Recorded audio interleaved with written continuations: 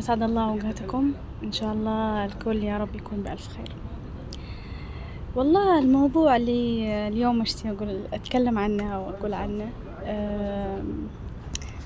الكلمة الطيبة.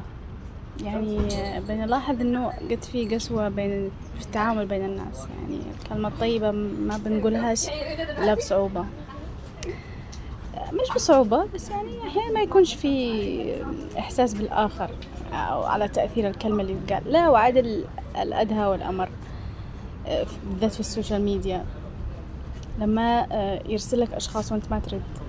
يعني في حرية شخصية، يعني إحنا مش ضروري الكل يرسلك على الخاص وأنت ترد، وإذا ما رديت يبدأ يدخلك في التعليقات بطريقة مش كويسة مش محترمة. الله يهدي الجميع. بس أرجع أقول الكلمة الطيبة يعني نور، والكلمة الجارحة مثل القبور. والله نحاول نكون نجبر خواطر بعض، لأنه في الأخير دنيا فانية وكلنا هنرحل، تبقى بس الذكرى واللمسة الطيبة. القلوب قد تكون متألمة، كل واحد له ظروفه، كل واحد يقولوا له شيلته، ما حد داري ما عنده. ما نحكمش على الناس من الظاهر، كل واحد عنده كفايته، فنتراحم بيناتنا البين. بس وأتمنى الجميع يكون بألف خير، وأتمنى كمان أكون خفيفة إن شاء الله في كلامي وفي ظهوري معاكم.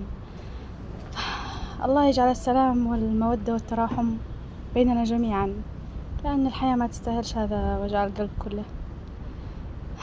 والله يعين. والله المستعان.